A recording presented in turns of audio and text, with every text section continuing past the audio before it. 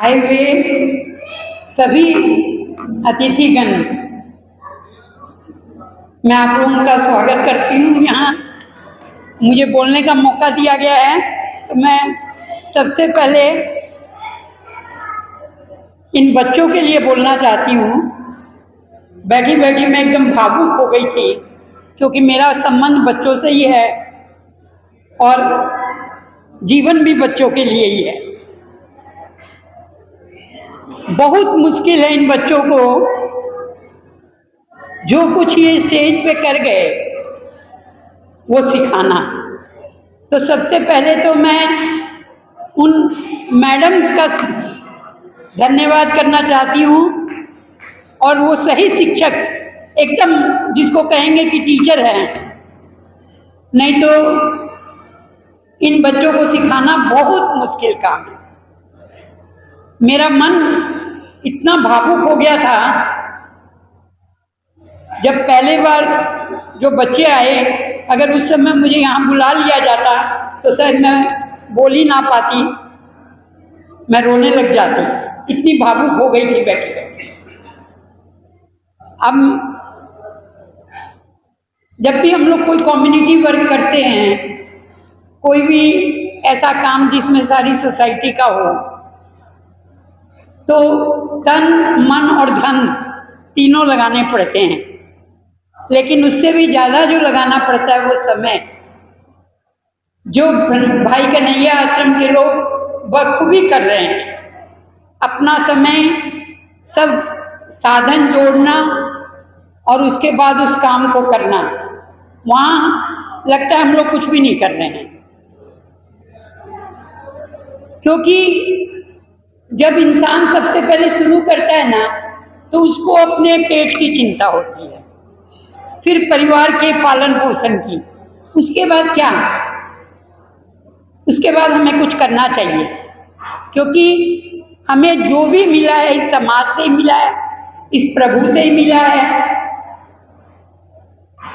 तो हमारी ड्यूटी है कि हम उसको बैक करें, वापस करें। और वापस हम इसलिए नहीं कि मैं आज इस प्रोग्राम में हूँ, बल्कि मेरी ये फीलिंग, मैं इस प्रोग्राम में आ ही इसलिए पाई कि पहले मेरे अंदर वो फीलिंग आई कि भाई कन्हैया आश्रम जो है, रियल में मैं इन बच्चों को नहीं देखी थी उस समय, लेकिन मैं आश्रम में गई थी और वहाँ बहुत सी इस तरह की औरतें मैंने देखी जो शायद मानसिक रूप से पागल भी थी और बहुत अपाहिज, उनको मैं देख के आई थी तब से। और एक बार मेरा एक नौकर बीमार हुआ, उसकी छोटी आंख में कुछ प्रॉब्लम आई, तो डॉक्टर जैन ने और डॉक्टर दिनेश गुप्ता ने कहा इनको आपको कहीं बड़े हॉस्पिटल में ले जाना पड़ेगा। तो हम लोग यहाँ से उसको एम्बुलेंस लेके सरसा ले गए। तो हमने सरसा में पहुँच के एम्बुलेंस वाले को कहा कि अब आप जाइए। बोलता नहीं, जब तक डॉक्टर एडमिट नहीं कर लेगा मैं नहीं जाऊँगा।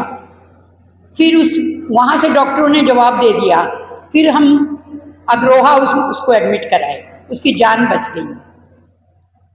वो एम्बुलेंस भाई कन्हैया आश्रम की थी। वहाँ से मेरे मन में एक भावना रही कि मेरे पास जब भी कुछ ऐसा होगा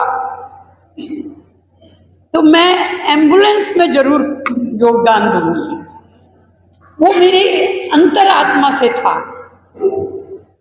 और इसलिए मैं इस आश्रम के प्रति बहुत ही शुक्रगुजार हूँ कि उन्होंने इतनी ज़्यादा सेवा का काम किया है। और मैं क्योंकि अब अपनी सारी जिम्मेवारियों से फ्री हो गई हूँ, एक टीचर हूँ, संत जी आए हुए हैं यहाँ, तो मैं कहना चाहूँगी कभी भी स्कूल के कोई काम में कहीं भी से, वो इलाहाबाद हो चाहे सरसा हो, मेरा सहयोग चाहिए तो मैं हमेशा तैयार रहूँगी। बोलते हैं ना, अगर अपन नदी में से एक पत्थर हटा देते हैं ना तो उसकी नहर जो है ना, पानी, वो एक पूरा लहर बन के दूसरे किनारे तक चला जाता है। तो अगर एक काम भी हम अच्छा करें तो पूरे समाज को सुधार सकता है। पूरे समाज में एक बहुत अच्छी भावना पैदा कर सकता है। मुझे लग रहा था, मुझे कहा गया मास्टर जी के द्वारा कि आपको कुछ बोलना भी है। मैं बोली सर मैं तो बच्चों के आगे ही बोल पाती हूँ, मेरे को बोलना नहीं आता है। लेकिन उन बच्चों को देख के ही शायद मेरे अंदर वो भावना आई कि मैं बोल पाऊँ कुछ।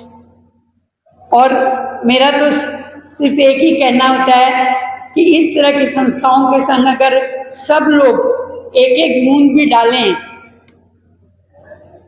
तो शायद बोलते हैं ना, नदी का भी निर्माण हो सकता है। तो मैं चाहूंगी कि इनका आशीर्वाद हम पे हो, हम लोग कुछ ऐसा अच्छा कर पाएं। और इसके साथ मैं पूरी संस्था का और पूरे लोगों का धन्यवाद करती हूँ।